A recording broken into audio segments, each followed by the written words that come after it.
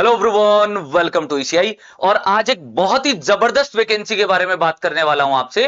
आरएलडीए, rail land development authority की vacancy आई है, जिसके अंदर सैलरी बहुत हैंडसम है, 76,000 की सैलरी। तो इसमें दो इंपॉर्टेंट बातें जिनका आपको बड़ा ध्यान रखना है। आपके फॉर्म स्टार्ट हो चुके हैं, लास्ट डेट है इसकी 22 मई लास्ट डेट है। साथ ही साथ अगर मैं बात करूं तो ये पैन इंडिया की वैकेंसीज है। रेलवे लैंड डेवलपमेंट अथॉरिटी इसका ऑर्गेनाइजेशन का नेम है, और जो पोस्ट है वो आपकी साइट इंजीनियर की है। टोटल जो पोस्ट है वो 40 है, जिसमें 30 सिविल की है, 10 इलेक्ट्रिकल की है। और इसके अंदर जो आपको ड्यूरिंग आप जब वर्किंग करोगे तो आपको सैलरी कितनी मिलेगी, 76,000 पर मंथ मिलेगी। इसके लिए जो एजुकेशनल क्वालिफिकेशन है, बी प्लस बीटेक, बी या बीटेक में से कुछ भी होगा, सिविल इलेक्ट्रिकल, बट आपके मिनिमम परसेंटेज 55% होने चाहिए। साथ ही साथ 2 साल का एक्सपीरियंस भी रिक्वायरमेंट है पोस्ट क्वालिफिकेशन। ऐसा नहीं है कि ड्यूरिंग आपने अपनी कॉलेज कर लिया वो एक्सपीरियंस काउंट हो जाएगा। और एक्सपीरियंस भी सर्टेन प्लेसेज का, जैसे सेंट्रल गवर्नमेंट या स्टेट गवर्नमेंट की कोई कहीं पर काम कर रहे हो, उसमें आप कॉन्ट्रैक्ट पर काम कर रहे हो, या पीएसयू में काम कर रहे हो, या फिर कोई भी प्राइवेट ऑर्गेनाइजेशन हो सकती है रिलेवेंट फील्ड में जो कंस्ट्रक्शन या डेवलपमेंट में काम कर रही हो, उससे रिलेवेंट आपका एक्सपीरियंस चलेगा। ध्यान रखना, एक्सपीरियंस वेरीफाइड होगा, तो इसके लिए एक्सपीरियंस ऐसा लगाना जिसको आप प्रूफ कर पाओ। ऑफिशियल वेबसाइट ये रही, rlda.indianrailways.gov.in, मतलब इंडियन रेलवे की वैकेंसी है। बहुत बढ़िया वैकेंसी है। साथ ही साथ अगर मैं इसमें और बात करूं तो आपके पास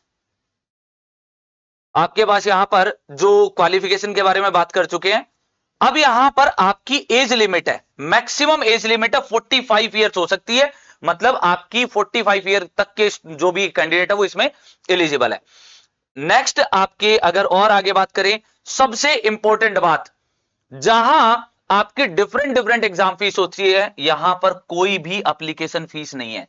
आप डायरेक्टली फॉर्म भरो और आपका उसके बाद जो प्रोसेस है, सिलेक्शन प्रोसेस है, वो आपका यहां पर हो जाएगा। इसमें जो आपका जो सिलेक्शन है वो किस बेस पर होगा, आपने कितनी ग्रोस सैलरी ली है रिलेवेंट वर्क में, और जो आपने 2 साल का एक्सपीरियंस आप लगाओगे उसके अंदर आपने कितनी रिलेवेंट आपने सैलरी ली है। ठीक है, उससे रिलेटेड आपने सैलरी कितनी ली है। सेकंड, अगर आपकी बी बीटेक के बाद एमटेक है तो उसका वेटेज भी इसमें कंसीडर किया जाएगा। साथ ही साथ आपका यहां पर अगर आपने डायरेक्टली इंडियन रेलवे में वर्क किया उसको भी कंसीडर किया जाएगा, सेंट्रल पीएसयू, स्टेट पीएसयू और गवर्नमेंट डिपार्टमेंट में। अगर आपने मिनिमम पीरियड 1 साल का काम किया है तो वो भी यहां पर कंसीडर किया जाएगा। मतलब ध्यान रखना, ये कॉन्ट्रैक्ट बेसिस वैकेंसीज है, इस बात का ध्यान रखना।